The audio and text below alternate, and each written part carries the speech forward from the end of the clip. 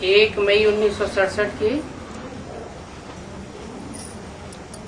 चौथे पेज के आदि में बात चल रही थी, गंगा जल का कितना मान रखते हैं और उस गंगा जल में कितना गंध पड़ता रहता है।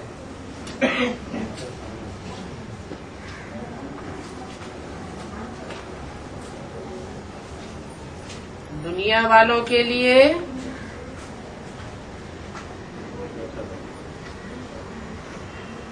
जड़ गंगा जल की बात है और ब्राह्मणों की दुनिया के लिए चैतन्य गंगा जल की बात है। चैतन्य गंगा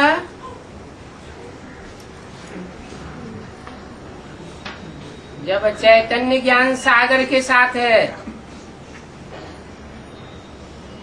तो पतित पावनी है, क्योंकि पतित पावन बाप की सहयोगी है।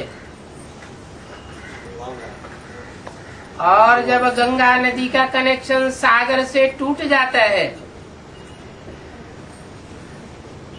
तो उस गंगा में किचड़ा पड़ता है,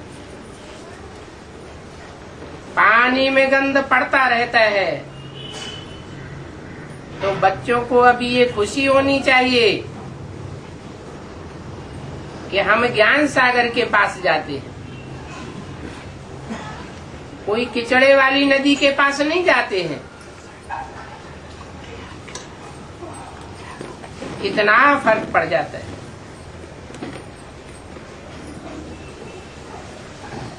कभी कभी बाबा सोचते हैं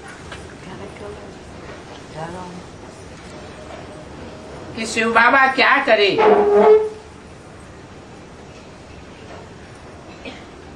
जो ये बाबा बड़ा आदमी दिखाई देवे।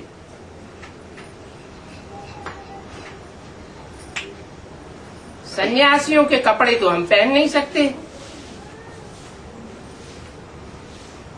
बाप कहते हैं मैं साधारण तन लेता हूं।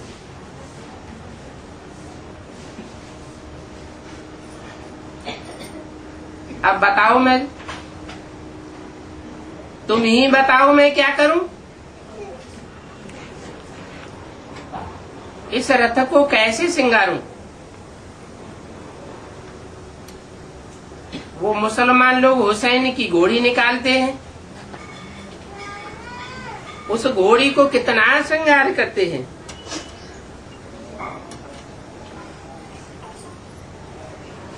या ये शिव बाबा का रथ है, उन्होंने फिर बैल बना दिया है।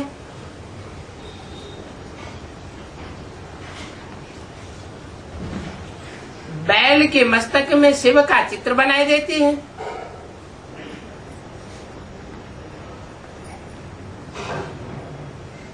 अब शिव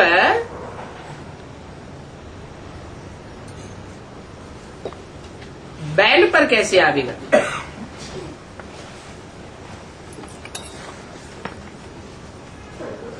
बैल के मस्तक में शिव का चित्र दिखाई देते हैं। अब भला मंदिर में बैल कैसे रहेगा।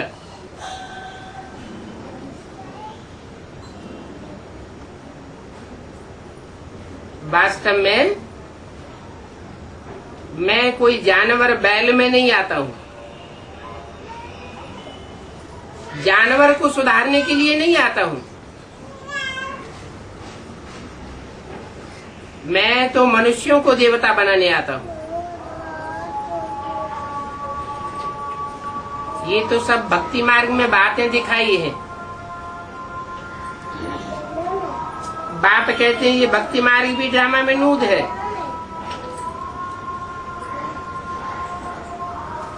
वास्तव में ऊंचे ऊंचे धाम है शांति धाम,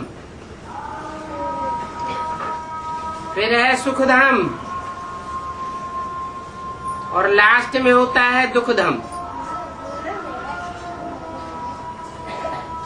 तुम्हारी बुद्धि में ये ज्ञान पहले नहीं था कि कैसे 3 धाम हैं। अभी तुम समझते हो हर कल्प कल्प हमने अनेक बार ये ज्ञान लिया है।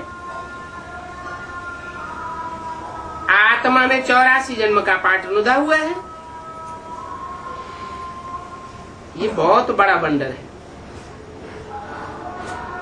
फिर इसको कुदरती कहा जाता है। कितनी छोटी छोटी बिंदी आत्माएं हैं और पाठ बजाने के लिए उनको शरीर कितना बड़ा मिलता है।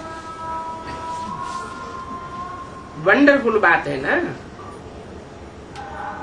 और ये ज्ञान वंडरफुल है, देने वाला भी वंडरफुल है।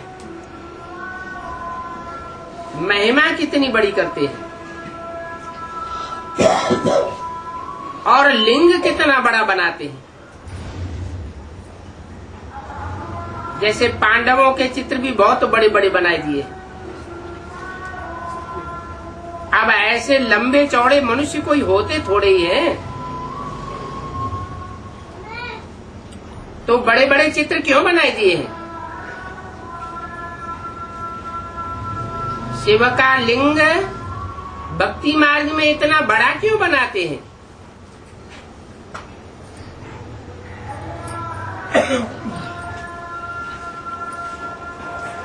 कोई तो कारण होगा।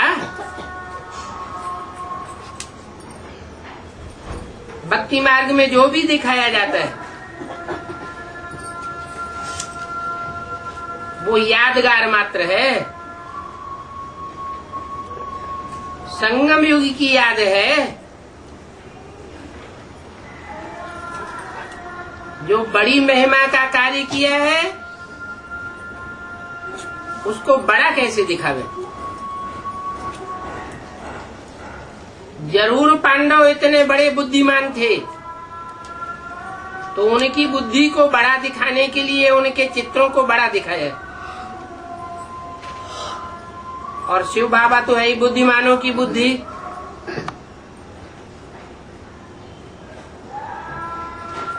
इस वंडरफुल ज्ञान को देने वाला भी वंडरफुल है।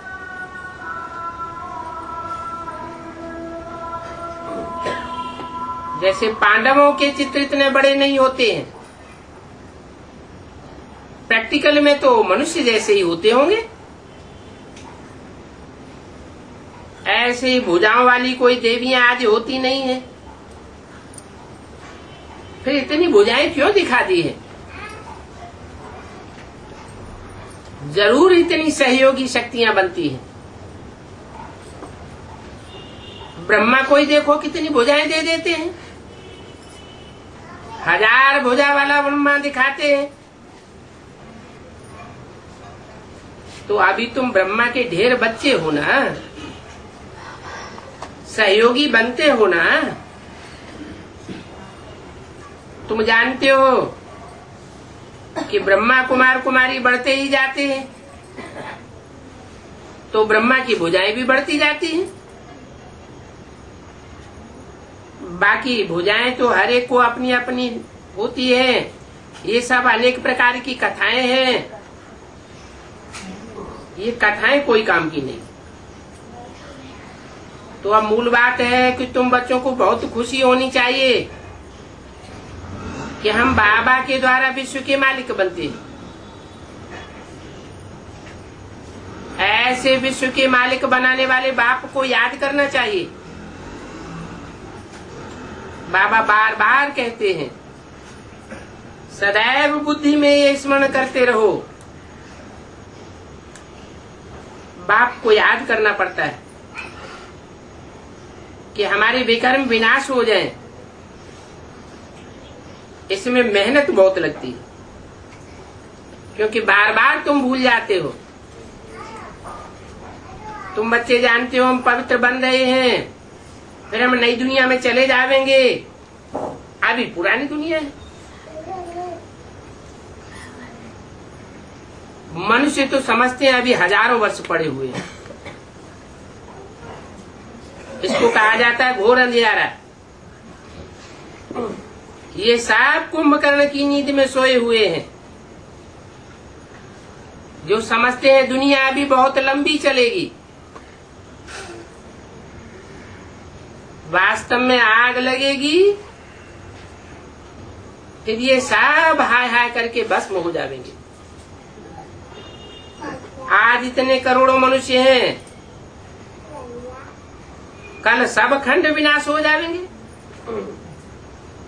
सिर्फ भारत ही रहेगा।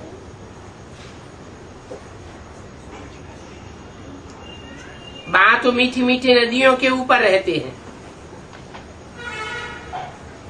प्रकृति भी तुम्हारी दासी हो जाती है। दुनिया तो वही है, सतो प्रधान से तमो प्रधान बनती है, तमो प्रधान से सतो प्रधान बनती है। तो भक्ति मार्ग में ये सब अंधश्रद्धा की बातें हैं, जानवरों से भी बदतर बनाई दिए। तुम भी अभी समझते हो कि हम बंदर थे, डरती थे, रौरव नरक में थे। अभी बाप हमको पावन बनाने के लिए आए हुए। तुम्हारी ये बुद्धियोग की यात्रा है, उन्होंने वो जिस्मानी यात्राएं समझ ली है। बाबा ने तो रूहानी यात्रा सिखाई है। वो फिर रथ यात्रा निकालते रहते हैं। रथ माना क्या? रथ माना शरीर। बाप जिस मुकर्रर रथ में आते हैं, उसकी बात है कि ईश्वरीय सेवा के लिए रथ को चक्कर लगाने पड़ते हैं। उन्होंने फिर स्थूल रथ बनाई दिया है। वो तथाकथित ब्राह्मण भी रथ यात्राएं निकालते रहते हैं। बाप तो कहते हैं इन जिस्मानी यात्राओं से कुछ लेना देना नहीं है। बाबा ने तो हमें रूहानी यात्रा करना सिखाया है। सिर्फ कहते हैं मुझे याद करो तो अंतमते सुगते हो जाएगी। याद करते करते आत्मा पवित्र बन शरीर को छोड़ देगी। सतयुग में भी बैठे बैठे आत्मा शरीर छोड़ देती है। रोने पीटने अथवा मरने करने का वहां नाम नहीं होता है। भारत तो अमर लोक था, ये भी किसी को पता नहीं है। समझते हैं शंकर ने पार्वती को अमर कथा सुनाई। अब एक पार्वती को अमर कथा सुनाई होगी क्या? किसी को भी पता नहीं है कि यही मृत्यु लोक है। तुम्हारे में भी बहुत बच्चे भूल जाते हैं।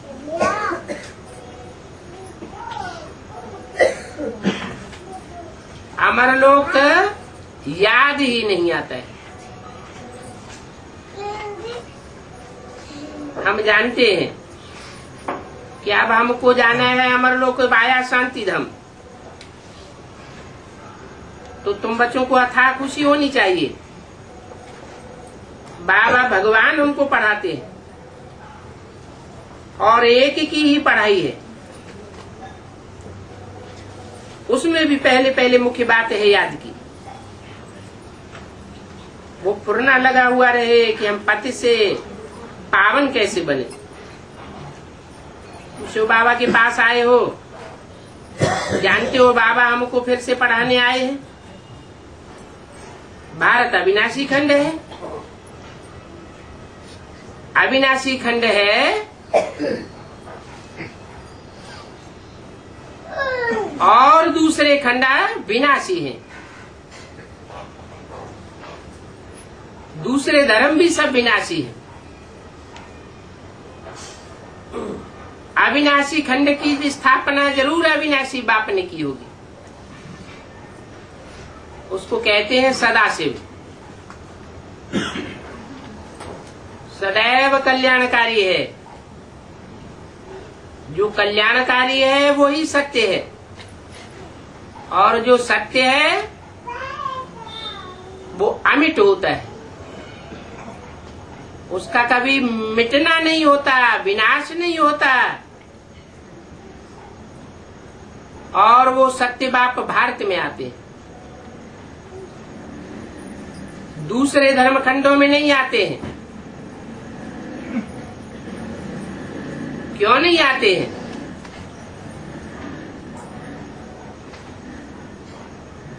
क्योंकि वहां झूठ का बोलबाला है। और भारत खंड भल सब खंडों के मुकाबले अभी पतित बन जाता है, तो भी यहाँ पवित्रता का बड़ा मान है। इसलिए शिव बाबा को भी पवित्र धर्म खंड में आना पड़े। पवित्र होता नहीं है, लेकिन पवित्रता को मान होता है। दूसरे धर्म खंडों में प्योरिटी को इतना मान नहीं है,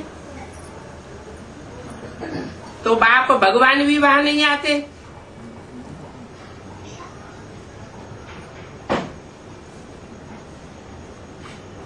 तो तुम्हारा धर्म खंड भारत खंड है, विनाश होगा, सब धर्म खंड विनाश को पावेंगे। क्योंकि उन धर्मों की स्थापना के निमित्त विनाशी आत्माएं बनती है, जिनके पार्ट का विनाश हो जाता है। वो 84 जन्म पार्ट नहीं बजाती, और भारतवासी पूरे 84 जन्म पार्ट बजाते। असत्य का विनाश होता है, सत्य का विनाश नहीं होता। गॉड फादर को ट्रुथ फादर कहा जाता है, सत्य को ही ज्ञान कहा जाता है। तो बाप आकर सद्धर्म की स्थापना करते हैं। जिस धर्म खंड में सद्धर्म की स्थापना होती है, वो भारत खंड अविनाशी खंड है।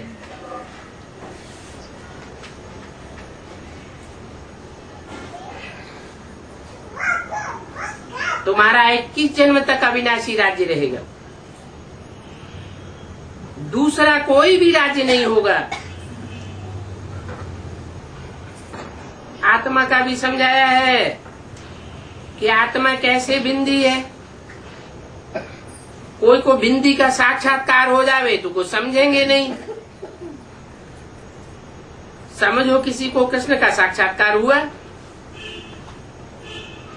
अल्पकाल के लिए खुशी हो जाती है। उस साक्षात्कार से कोई मुक्ति, जीवन मुक्ति नहीं मिल सकती।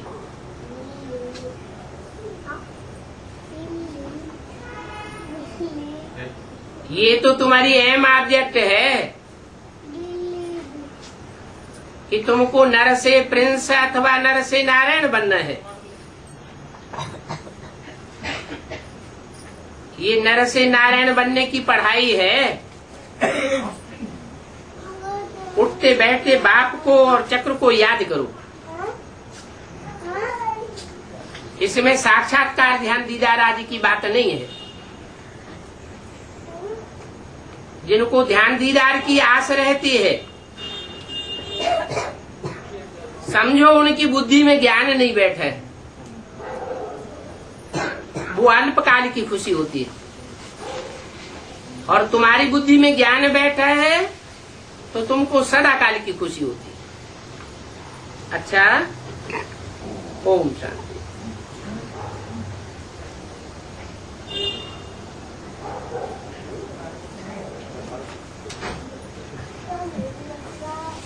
ये रात्रि क्लास है। 1 मई 1967 तक कोई सर्विस समाचार होता है तो वो सुनाया जाता है।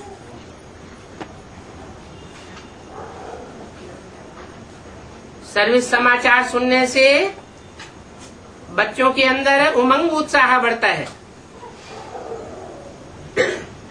नया ज्ञान है, नई सेवा है, तो लोगों की बुद्धि में जल्दी बैठता नहीं है। अगर कोई की बुद्धि में बैठता है तो कहते हैं सेवा हुई। अपने ब्राह्मण धर्म वाले जो होंगे उनको तो बहुत खुशी होगी ये नई नई बातें सुनने से। ब्राह्मण धर्म का नहीं होगा, दूसरे धर्म में कन्वर्ट होने वाला होगा तो उनको इतना खुशी नहीं होगी।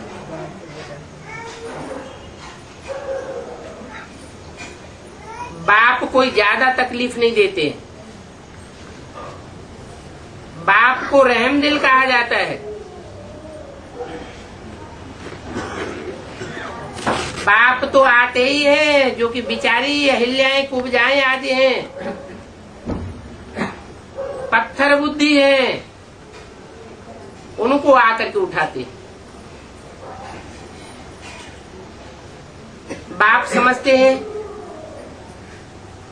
कि सारी दुनिया के मनुष्य मात्र को सदगति मिलनी है। ऐसा एक भी मनुष्य नहीं बचेगा जिसको कम से कम एक जन्म की सदगति न मिले।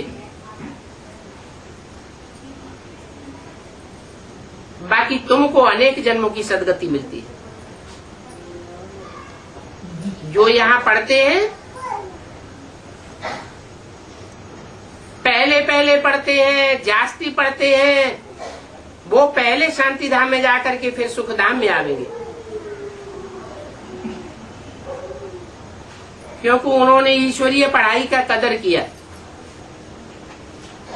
पहले पढ़ाई पढ़ते हैं तो पहले नई दुनिया में जावेंगे, जास्ती पढ़ाई पढ़ते हैं तो जास्ती धनवान बनेंगे।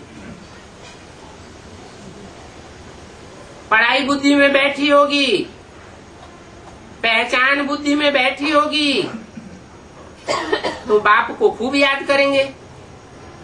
बाप से जितना जास्ती लव बढ़ेगा, प्यार बढ़ेगा, तो ईश्वरीय सेवा में तन मन धन लगाते रहेंगे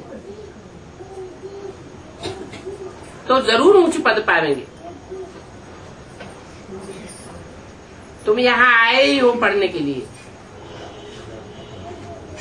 जिनको पढ़ना होगा वो आप ही आवेंगे।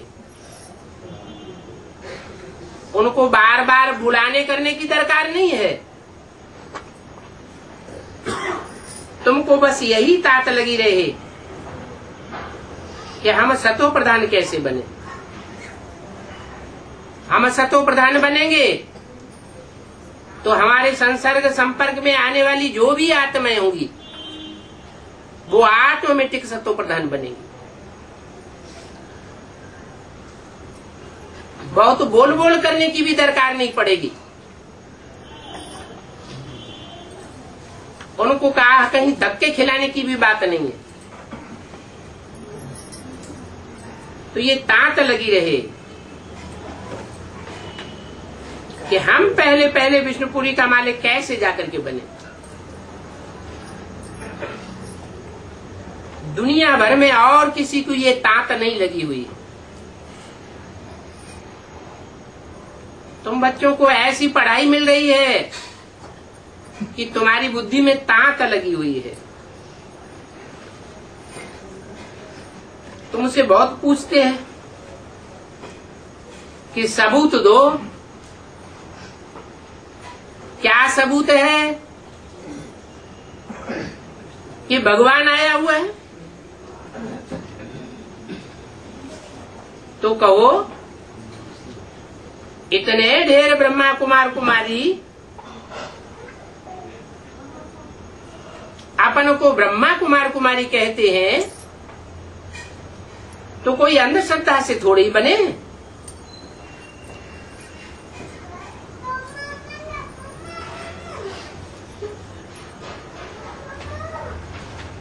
तुम कहते हो ना कि शास्त्रों में ऐसे लिखा हुआ है कि ब्रह्मा के मुख से ब्राह्मण पैदा हुए। तो ब्रह्मा के मुख में कोई मशीन थोड़ी ही रखी थी जो मुख में से ब्राह्मण बन बन करके निकलने लगे। ये तो वास्तव में भगवान ने ब्रह्मा के मुख में आकर के जो ज्ञान सुनाया, उस सच्चे ज्ञान को सुन करके जिन्होंने अपने जीवन को पलटाया, उनको ब्रह्मा मुखवंशावली ब्राह्मण कहा जाता है। और ये ब्रह्मा मुखवंशावली ब्राह्मण सारी दुनिया में अभी फैले हुए हैं। इतने ब्रह्मा कुमार कुमारी हैं, तो क्या ये प्रूफ नहीं है कि ब्रह्मा के द्वारा नई सृष्टि रची जा रही है? ये कोई अंधश्रद्धा की बात नहीं है।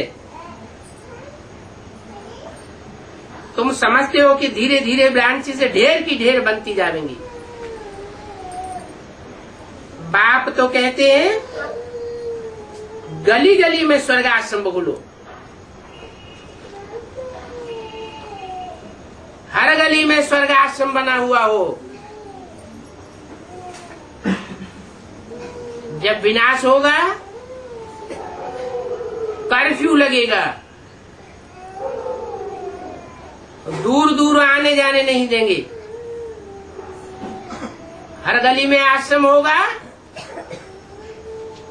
तो एक दरवाजे से निकले और दूसरे दरवाजे में घुस गए। सबका क्लास कंटिन्यू बने रहेगा, तुम्हारी पढ़ाई टूटेगी नहीं।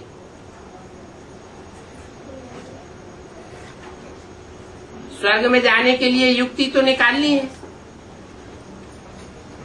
संग का रंग तो बनाना पड़े। कहते हैं संग तारे कुसंग बोरे। विनाश की हाय हाय के बीच में अगर हमारी पढ़ाई की तांत टूट जाएगी तो हमारी भी अंतमते सो गति हो जाएगी। विनाशी लोगों के बीच हम भी विनाश को प्राप्त हो जाएंगे। मन के वाइब्रेशन बदल जाएंगे। इसलिए गली गली में गीता पाठशाला होनी चाहिए। तो अभी बच्चों को खुशी होगी कि बहुत थोड़े दिन बाकी हैं। हम पुरुषार्थ करते हैं पुरानी दुनिया से मरने के लिए, और जीते जी मरते हैं। तुम बच्चे जानते हो कि हमें भी शिव बाबा के बने।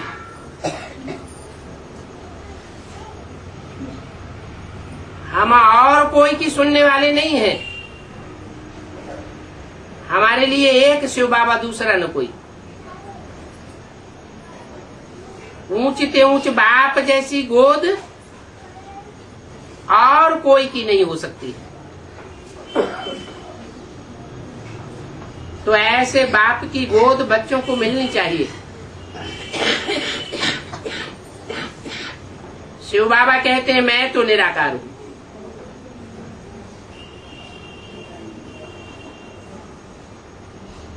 निराकार को तो गोद होती नहीं है, तो वो निराकार जिस तन में भी प्रवेश करता है मुकर्रर रूप से पार्ट बजाता है, उस गोद के तुम बच्चे बनते हो। मैं निराकार किसी को गोद कैसे दूंगा? यह भी टेम्पररी शरीर लिया है। कौन सा? ब्रह्मा का भी टेम्पररी शरीर लिया है। आज है, कल नहीं रहेगा।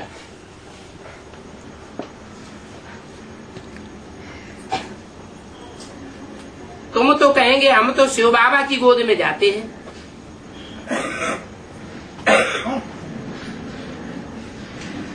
क्या समझना है? ब्रह्मा की गोद में आए हो या शिव बाबा की गोद में आए हो? अगर समझते हैं हम ब्रह्मा की गोद में आए हैं तो ब्रह्मा का ही संग का रंग लगेगा। जो ब्रह्मा की गति होती है वो गोद लेने वाले की भी गति बन पड़ेगी। ब्रह्मा का हाथ फेल हुआ तो गोद लेने वाले को भी ब्रह्मा की गोद याद आएगी। उनका भी हार्ट फेल होने लग पड़ता है। इसलिए बोला है सब ब्रह्मा का चित्र भी नहीं रखना है, ये तो टेम्पररी रथ है, मुकर्रर रथ नहीं है। तुम्हें तो मुकर्रर संग का रंग चाहिए।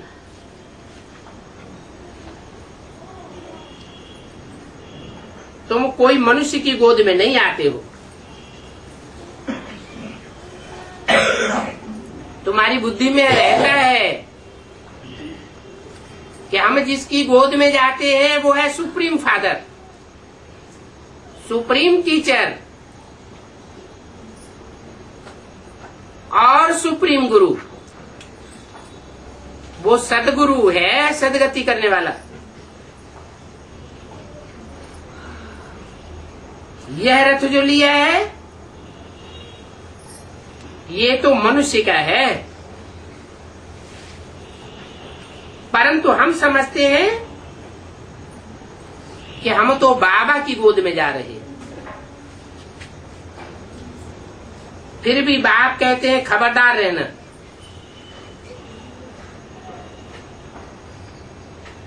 कोई भी मनुष्य की गोद में नहीं जाना। इतना ऊंच ते ऊंच बाप है तो इतनी ऊंची गोद में जाकर फिर पतित की गोद में जाना शोभता नहीं है। बाप का बन फिर मुख से कहते हैं बाबा हम आपके बने। इतने ढेर बच्चे होंगे तो ढेर के ढेर बच्चों को कहां तक गोद में लेते रहेंगे। तो ये बुद्धि से समझने की बात है कि बाबा अब हम आपकी गोद में आए।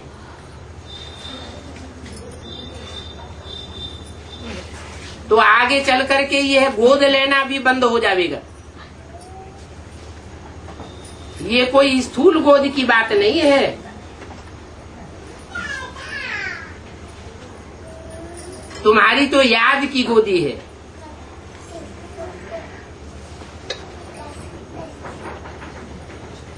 यहाँ कोई स्थूल गोद की बात नहीं है। बाबा के सन्मुख मिलने आते हो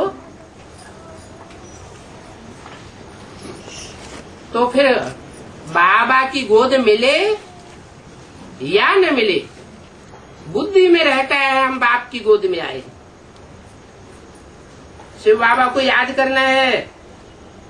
बाप कहते हैं देह सहित सभी संबंध तोड़ करके अभी अपन को आत्मा समझो।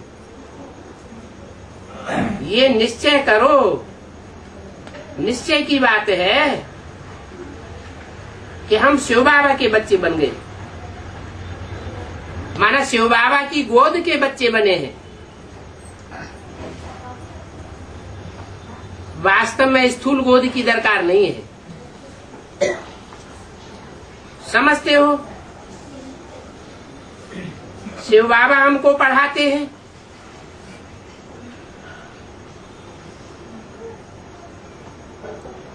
वर्षा हम लेंगे ही। तो बाप की गोद लेकर फिर अगर दूसरे की गोद ले ली तो जरूर गिर पड़ेंगे। जब गिर पड़ेंगे हड्ड गुड्ड टूट जाएगा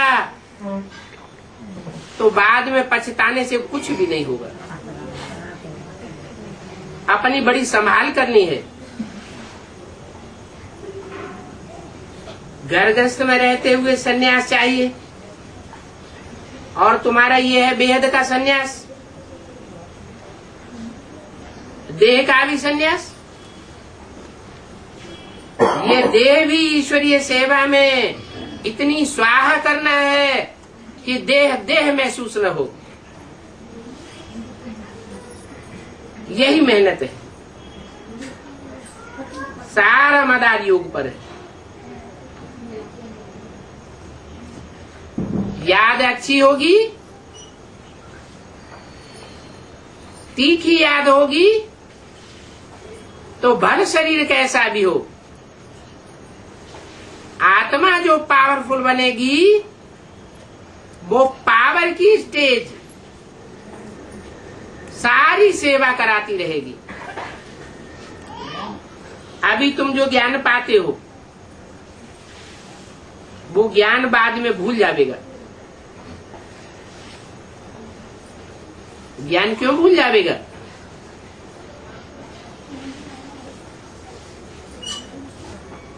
ज्ञान भूल जाएगा, फिर याद क्या रहेगा? ज्ञान तो साधन है पतितों को पावन बनाने के लिए, परमात्मा बाप का परिचय देने के लिए। परमात्मा बाप जो पतित पावन है उसे याद करने के लिए। जब परमात्मा बाप से बुद्धि योग टिक जाता है तो फिर ज्ञान की दरकार नहीं, प्रैक्टिस पक्की हो गई। एक बाप दूसरा न कोई। तो ये ज्ञान माताओं के लिए तो बहुत सहज है, और कुमारियों के लिए तो और ही सहज है। कुमारों के लिए भी सहज है, फिर भी कहेंगे कुमारियों के लिए तो बहुत सहज है, क्योंकि कुमारियों को कोई बंधन नहीं होता। कुमारियां निर्बंधन होती है, माताओं को तो फिर भी बंधन होता है। यहाँ तुम आते हो ज्ञान सागर परमपिता परमात्मा के पास, जो तुमको राजयोग सिखाते हैं। यह राजयोग बाप के सिवाय और कोई मनुष्य मात्र नहीं सिखा सकता। जो बाप बीज है वो सत्य है और चैतन्य भी है, सारी मनुष्य सृष्टि का बीज है। बीज बाप को कहा जाता है।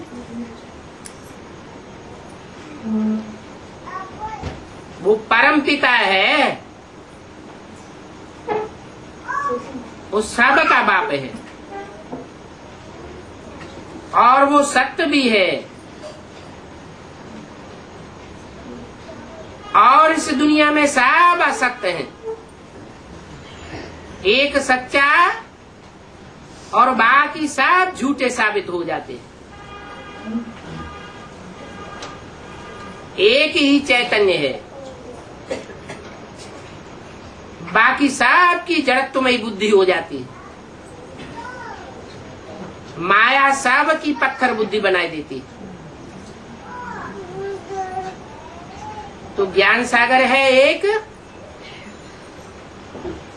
और अज्ञान के सागर हैं अनेक। तुम्हारी बुद्धि में है कि सब काम आत्मा ही करती है,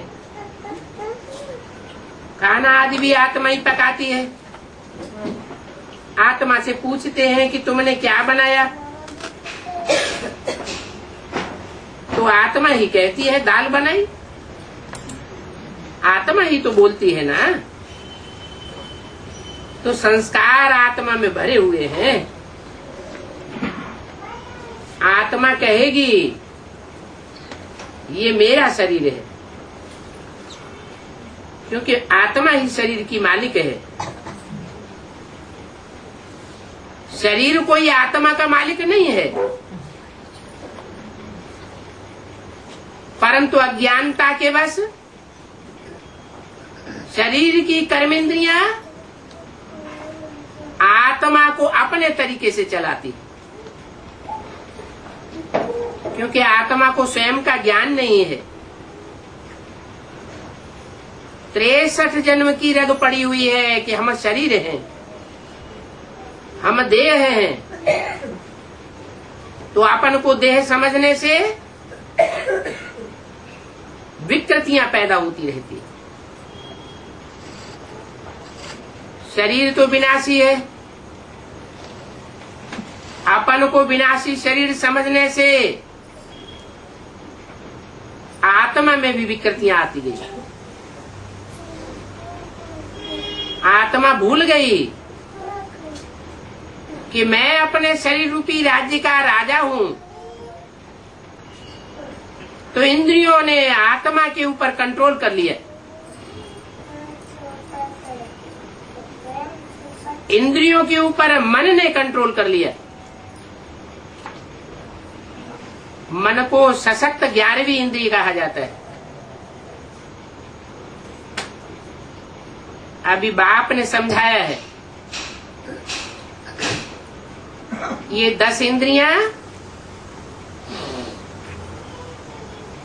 शरीर का अंग है।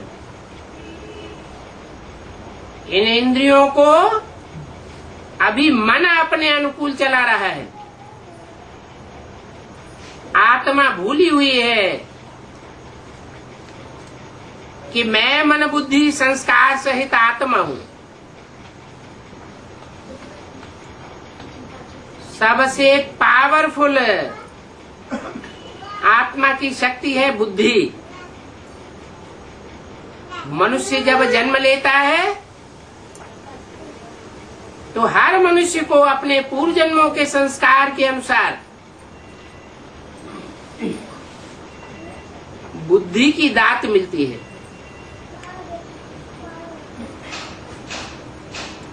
ये बुद्धि की शक्ति का उपयोग करना चाहिए, परंतु मन और बुद्धि और आत्मा इनसे कैसे कनेक्टेड है, कैसे मन बुद्धि आत्मा के कार्य करता है, ये कोई की बुद्धि में रहता ही नहीं। बाप आकर के समझाते हैं कि मन बुद्धि और संस्कार शक्ति ये आत्मा की 3 शक्तियां हैं। इन 3 शक्तियों के द्वारा आत्मा हर कार्य करती है। बाप आते हैं, आत्मा को ऐसी पढ़ाई पढ़ाते हैं कि पतित आत्मा पावन नारायण बन जाए।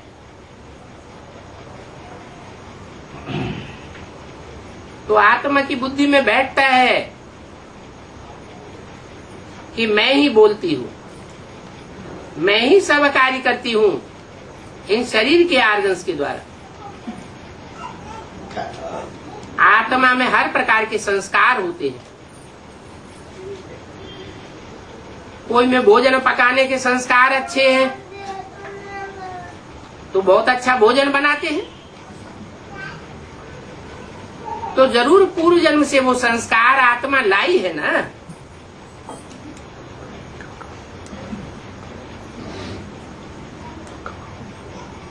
अभी तुम जानते हो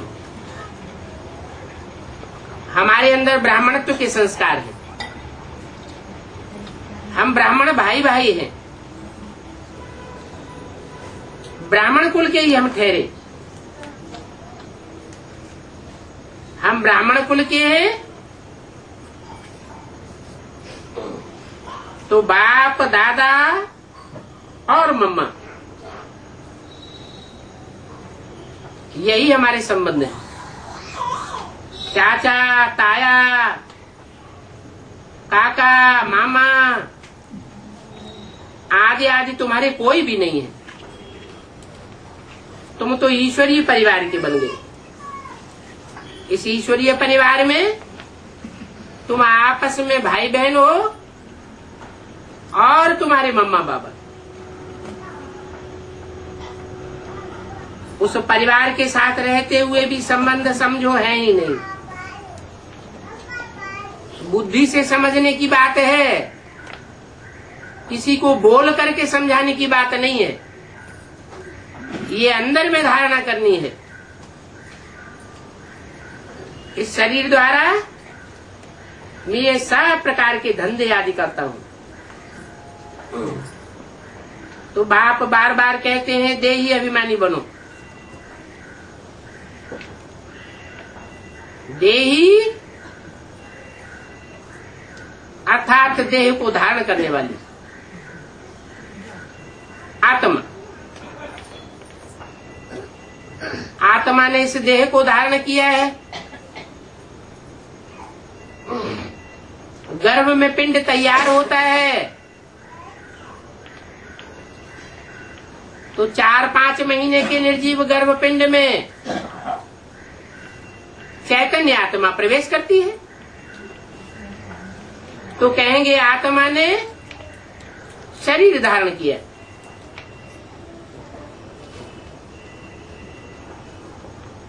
तो धारण करने वाली आत्मा है। सदैव अपन को आत्मा समझना चाहिए और ये भी बुद्धि में रहे कि ये नाटक पूरा होता है। ये दुनिया रंगमंच है। इस रंगमंच पर आकर के हमने 84 का पार्ट बजाया, 84 चोले बदले। अब ये हमारा अंतिम चोला है। इस अंतिम चोले के द्वारा हमें बहुत बड़ी प्राप्ति होती है। ऊंचते ऊंच बाप मिलता है, ऊंचते ऊंच टीचर मिलता है और ऊंचते ऊंच सदगुरु मिलता है। फिर भी बुद्धि में याद रहे कि यह शरीर हमको छोड़ना है। ऐसे ऐसे अपने साथ बात करते रहो तो देह का ममत्व खत्म हो जाएगा। अपनी देह का ममत्व टूटेगा तो देह के जो भी संबंधी हैं उनसे भी ममत्व टूट जाएगा। देह के जो भी पदार्थ हैं उन पदार्थों से लगाव टूट जाएगा। तुम्हारा संबंध ही एक बाप से है। बाबा ने हुक्म किया है कि मुझे याद करो तो तुम्हारे विकर्म विनाश होंगे। तो हुक्म को मानना चाहिए ना। जो मानेंगे उनके पाप कर्म भस्म होंगे।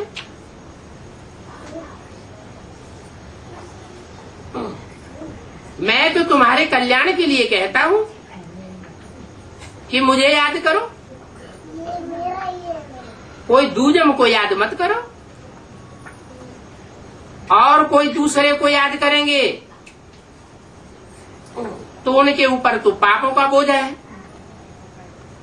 ऐसा तो कोई है नहीं कि जिसके ऊपर पापों का बोझ न चढ़ता हो।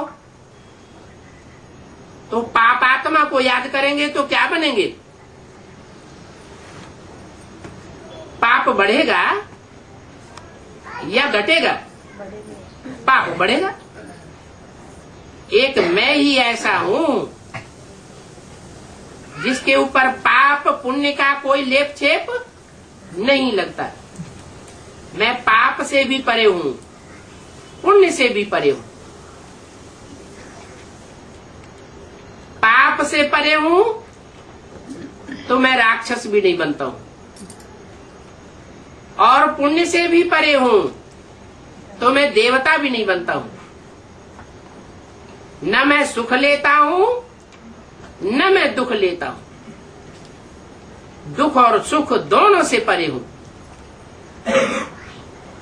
ऐसे को याद करेंगे तो तुम भी सुख दुख से परे हो जाएंगे और सुख दुख से परे की दुनिया में पहुंच जाएंगे।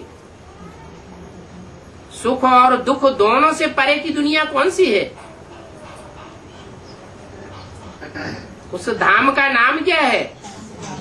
शांति धाम में पहुंचे जाएंगे। क्योंकि दुख की दुनिया में अशांति होती है तो शांति का अनुभव करेंगे। सुख की दुनिया में जाने वाले सुख का प्रारब्ध पूरा होता है तो दुख की दुनिया में आ जाते हैं। तो मैं तुमको ऐसे धाम में ले जाता हूं जो सुख और दुख दोनों से परे है। इसके लिए पुरुषार्थ चाहिए।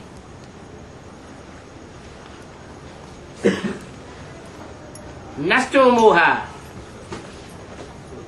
स्मृति लब्धा। एक बाप की स्मृति रहे और सब देह और देह के संबंधियों और देव के पदार्थों से मोह नष्ट हो जाए, क्योंकि तुम्हारा संबंध एक बाप से है। तुम्हारा धंधा ही है यह है क्या? बाप को याद करना और दूसरों को बाप की याद दिलाना। पुराने बंधन, पुरानी दुनिया के वस्तुओं को बिल्कुल भूल जाना है। इन आंखों से जो भी देखते हो वो सब खलास हो जाएगा। है? सब खलास हो जाएगा।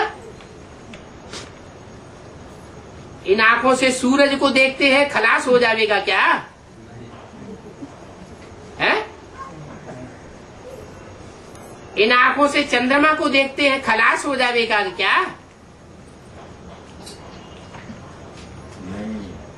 अभी जो सूरज का रूप है वो भी तामसी रूप है। अभी विनाश होगा, ये तामसी रूप इतना बढ़ेगा कि सूरज आग उगलेगा। इतनी आग उगलेगा कि समंदर का पानी भाप बन करके बहुत कुछ ऊपर उड़ जाएगा और मूसलाधार बरसात होगी। लगातार मूसलाधार बरसात होने से सारी दुनिया का वायुमंडल इतना ठंडा हो जाएगा कि बर्फ ही बर्फ जम जाएगी। सब खलास हो जाने हैं।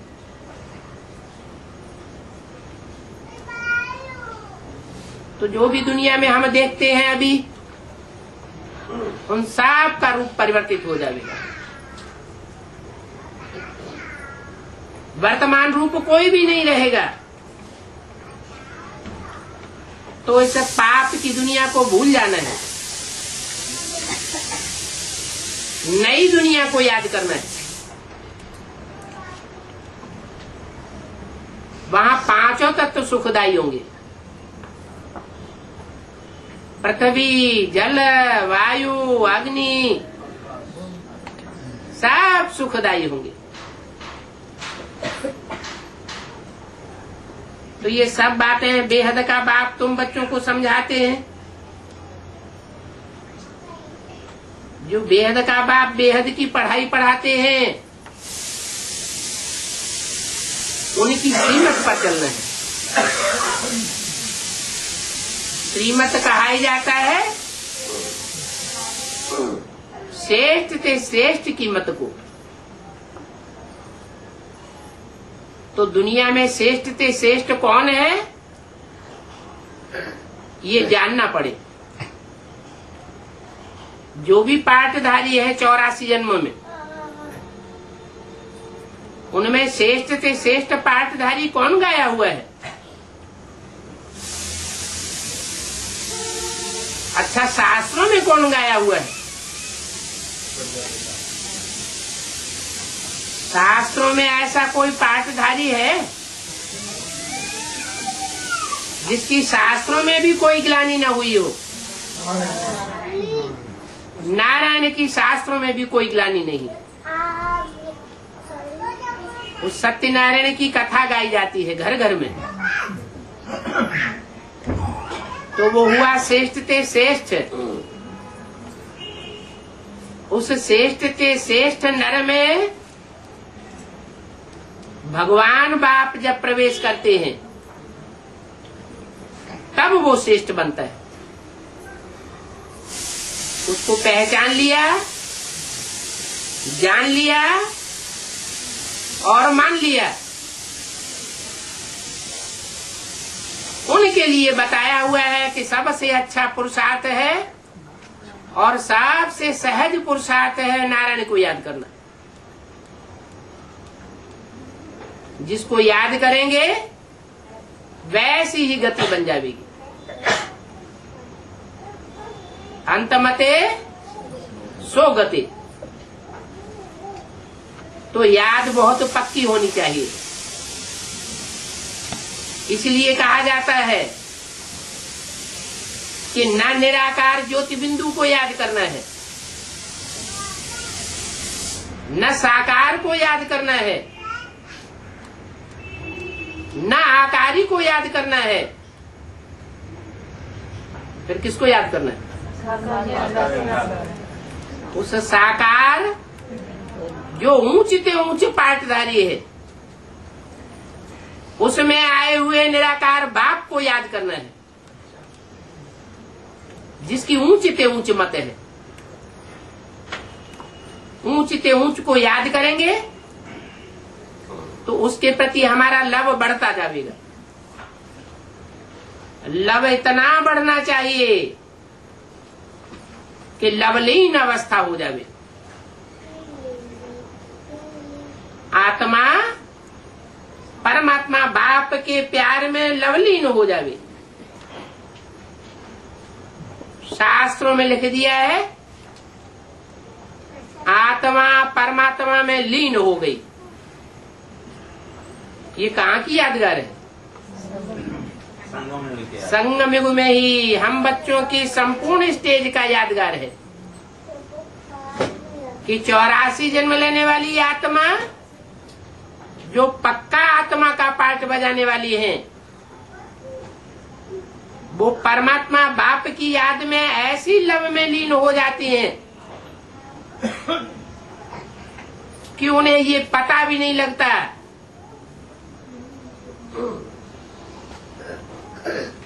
कि जो घोर दुखों की दुनिया आने वाली है वो कब खलास हो गई। नहीं तो दुख के समय में टाइम लंबा हो जाता है या शॉर्ट हो जाता है? लंबा हो जाता है। और सुख के समय में टाइम छोटा हो जाता है। गीत भी बनाए हुए हैं, समय तू जल्दी जल्दी बीत, सुख में तू पल भर नहीं ठहरे, लाख बिताए तुझ पर पहरे, फिर भी खिसक जाता है। और दुख में तू बिल्कुल रुक जाए, कैसी तेरी रीत, समय तू जल्दी जल्दी बीत। तो समय का ये वंडरफुल खेल है। समय को काल कहा जाता है। वो काल तो 84 जन्म खाता है और अभी तो कालों का काल महाकाल आया हुआ है।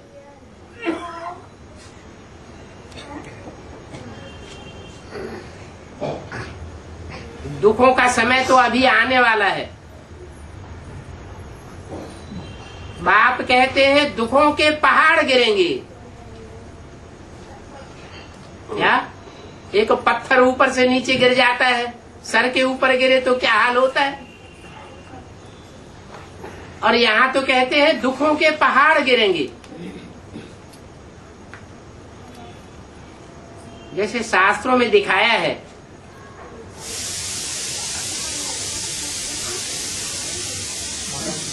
कि इंद्र ने बरसात बरसाई तो गोवर्धन पहाड़ को उठा दिया और वो हमारी सुरक्षा का साधन बन गया।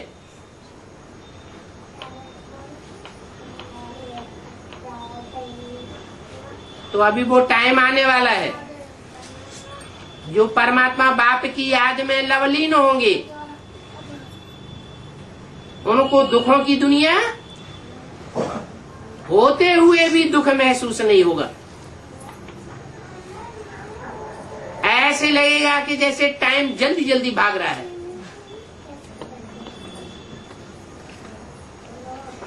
30-33 साल ब्रह्मा के भी पूरे हो गए, 30-33 साल दूसरी मूर्ति के भी पूरे हो गए, और अभी जो तीसरी मूर्ति के 30-33 साल बचे हुए हैं वो बहुत थोड़ा समय लगेगा।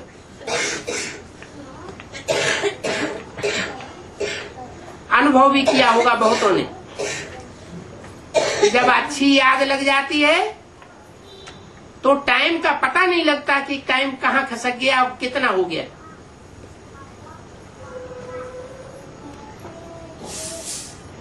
अब ये ऐसे शांति धाम के वासी हम बच्चे बनेंगे,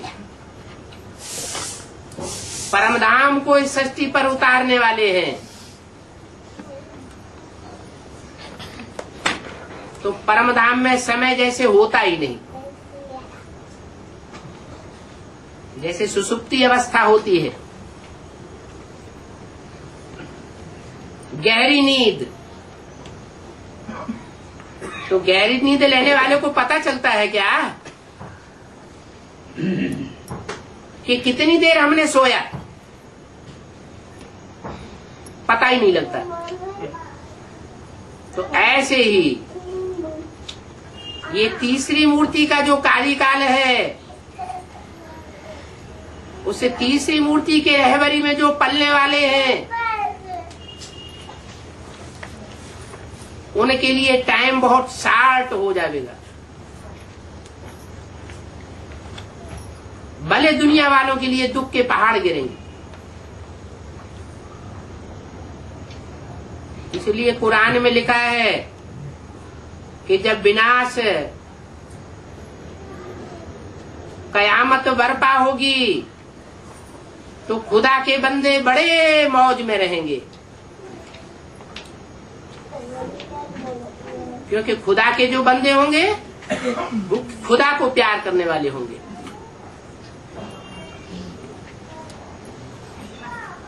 वो भूत प्रेतों को प्यार करने वाले नहीं होंगे। महाकाल को पहचानने वाले होंगे।